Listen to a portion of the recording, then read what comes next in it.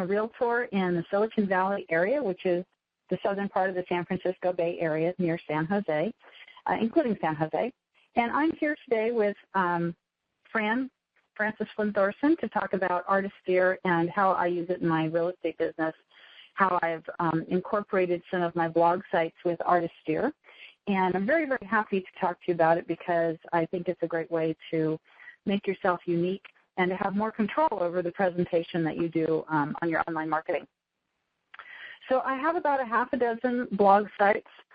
Most of them are on WordPress, and I'm sort of slowly migrating them all into WordPress except for one or two. And as I do that, I am also personalizing the templates using Artisteer. So I'd like to show you how I do that. I actually started using Artisteer only a couple of years ago, and it was basically for my Valley of Heart's Delight site and blog, which are integrated. One of them is actually a hosted website, and the other is the blog with the actual URL of San Jose Real Estate Los Gatos Homes.com. And that site originally was designed with the help of Mary McKnight, who is a web guru out of Boston now, I believe. And I later moved the WordPress blog, or moved that blog, which was a quasi-WordPress blog, I think it was movable type, into WordPress and did self-hosting. So the header on that blog I did not create, but I was able to create the template using that header. So there's a lot of flexibility, and the neat thing is I was able to make it look very similar to the Valley of Heart's Delight website, and so they're integrated. It can confuse people because they don't know if they're on the site of the blog, but if you were to visit there, you'd see a link on the blog going to the site and vice versa. Anyways, that was the first one I did with Artisteer, and I was really happy with it, and I love the fact that nobody else has a site just like that. I later also moved BellwoodofLosGatos.com, which is a niche market of mine. It's for about 500 homes in East Los Gatos, the neighborhood where I live. And I had BellwoodofLosGatos.com for a long time. It was hosted on an HOA-type website, a homeowner association site. And although they were fine, it didn't have the layout that I wanted, and it wasn't as findable by Google and things like that. So I recently moved it over, and I'm starting to get more traction with it. So that I'm pretty happy about. Although we have a low turnover neighborhood, I think this will be good for my business. And I've had a lot of positive feedback on Bellwood of Los Gatos. A longer standing blog that I've had is really just for fun, and it's called hauntedrealestate.com or hauntedrealestateblog.com. And if you look at your PowerPoint, you'll see the original version. I used a free template, and I started this a few years back, and I always get a lot of press, even though it doesn't have that many posts, only maybe 100 or 120 posts, something like that. But I wanted to personalize it, and so I turned to Artisteer a few weeks back. And if you look at the next slide, you will see one of the possibilities. With Artisteer, you can actually go through and change virtually everything. The number of columns, the colors, the layout, how big the header is, where the menu bar is, all kinds of things. So that's just an example. Then I played around with some artwork that I have, thanks to my daughter, Claire Handy, and said, okay, what if I use Claire's artwork in the header, and it allows you to put your picture there or, some photography that you have the right to use there, change around the colors. And so that first one in orange shows her haunted house village, and then the next one has her sleeping ghosty, and just to give you an idea that you can kind of play with the templates. And then I did one more just for fun, which has a picture of me from a jib-jab video that I did for Halloween with all of our faces imported into Halloween garb. So with haunted real estate, I just was having fun with that, but that's not the look I actually wanted. What I did want is something that loosely reflected what I originally had in terms of 3 columns. I wanted the sidebars to be kind of minor themes and the real content to be what you focus on. So let's look at the top of Artisteer, and I'll kind of walk you through some of the options. It's really very flexible, a little bit intimidating at first when you look at it because you don't know where to begin, but when you get a flavor for it, you'll find it's quite easy. So on the far left at the top, you see what it says is Home, then in the menu next to it, Edit, Colors, Fonts, Layout, and so on. So the home is just if you want to play and see potential themes and colors and suggestions on how something could look, you might get an idea. The only thing is, if you click on that wonderful Suggest Design button and you don't really have a clear memory of what you liked, then you may find that you've clicked forward and then you can't remember how to go back to it. So if you remember right away that you want to see it, you can always click the Undo button at the very top. The other thing you might do is do a screen capture if you really like something, so you can come back to it and recreate it even if it doesn't get suggested again. That's something I wish I had done. I'm going to skip over Edit and go to Colors and Fonts. And what's cool here is that you really can pick whichever font you want, whether it's Palatino or Tahoma or Lucida Grande or, all kinds of things. You can also edit your font set. That's the bottom choice. And it just gives you a lot more potential than you may even want to deal with at first. So anyway, there's a lot you can do with the fonts, both in the title, the menu, your posts, your sidebar. You can choose all kinds of things. Layout is probably the thing I like the best. It's the next button over. You can decide if you're going to have a header or not. You don't have to have a header. A lot of people feel like the header is too much wasted real estate. The menu bar you probably do want, but it's not required. You can simply choose the first option on the far left and not have a menu bar, and then your content goes towards the top of the page. So you have some selections, and then if you click on the little menu to the side, you can see you have even more choices than that. The background is the next button over, and you can have a plain background. You can have an image. It could be, I've seen really neat blogs where people who live in oceanside communities have like the ocean waves showing towards the top and then a lot of sand going below. Really neat things you can do, and you can make the page on top of the background or the sheet transparent to show some of it. So you've got a lot of options there, and you can, of course, put in some sort of light effect, or you can import your own images. There are all kinds of things you can do.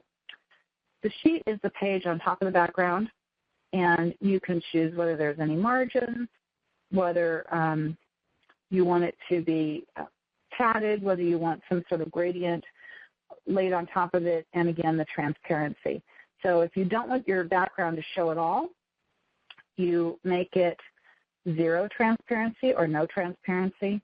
And if you want 100% transparency, maybe you've got a beautiful field of pumpkins in the background, you can make it 100% or maybe something in between. Lots of options. The header is probably one of the most important things. You can create your own header, which I showed you I did with the Haunted Real Estate blog using some artwork my daughter created. You can also decide to have a massively big header, which I have on Valley of Hearts Delight, or you can have a very small or even non-existent header. As I've gotten to be an older blogger, I think that I'd rather have less real estate tied up in the header. So you have lots and lots of choices here. It can have a background image, it can have transparency, you can have gradients, and if you want to just play with it, you can go back to the far left button and click on Suggest Header and see what Artisteer suggests that you do. And that can be a really good way to lose some time, but also to get some great ideas. So anyway, all of these things allow you to tweak the gradient, the border, the styling. I do want to touch on the menu for a minute because I think that's really important. If you make a mistake with your menu, it can be hard to correct it later. So I would make one suggestion that if you're going to have a menu, that you make sure that you allow to have second level or drop-down menus come off of it. It can be what's across the top or it can be what's in the sidebar. And in order to get multiple levels showing in the menu across the top, you actually need to not be under the menu selection, but under vertical menu selection. And I want to make a point of this because I think it's very helpful and very important to make sure that you set this correctly. If you go to vertical menu and then sub-item, the very top choice is levels. So if you have one level selected, you won't be able to have any sub-pages or sub-levels show. And if you open it by click, then you can have multiple levels. So I think that's a really helpful thing, unless you have an extremely simple topic and you don't need multiple levels. And then, of course, you can change the coloring both on your vertical menu, on your sidebar, on your buttons. Everything is adjustable on Artisteer. And then finally, on the far right, you've got footer, and you can also set up how you'd like that to look. Maybe you'd like it to be a complementary color. Maybe you want the footer to actually be invisible and have the background show through. So in a nutshell, that's the menu. You want to go through the tutorials to really get a sense of how to work it. But as you look at the slides of how I converted the Haunted Real Estate blog, you will see that one of the first things I did is I set up that it's got 3 columns, and then I set the colors. I set up the background sheet, and I picked the header. So what's interesting is Artisteer will give you all these photographs that you can use, and you might think, well, gee, I don't really want a seascape. But what I did is I selected the seascape, then I was able to go in and narrow the range of the image that was shown to just the waves, and then I was able to blur them. So you can see that what I've got looks kind of creepy and ethereal, like a mist that's evaporating off of a bog or something. And what it actually is where the waves are breaking, but they're blurred. So there are a lot of things you can do with your own photographs by distorting them or by the photographs that they've selected. Now with my header on the Haunted Real Estate blog, I played around with the fonts and with the color. So you can see I used a black font initially, and then I tried the white font thinking it might look creepier, but it actually didn't look creepier. It was just harder to read. And one of my primary beliefs with blogs is that they should be easy to see. You don't want to assume that everybody is 18 and has perfect vision. So that's one of the reasons why the area where I actually do the writing, not the sidebars, is white. It's very hard for people to read white font on a black background. And in fact, if you're in your 40s or 50s, it's probably annoying. So I don't want people to be annoyed. I don't want them to leave any more than I want them to leave my open houses. So I try to make it a comfortable environment. And then you can play with things like on the sidebars, since those aren't as important visually, I played around with some background graphics, you know, clouds and what else do I have here? I've got, I played around with lightning bolts and some other things. And eventually, since it was kind of muted, I believe that what you've got there are clouds, but I made them partially transparent, so you can't really tell. It's just not as boring as straight blue.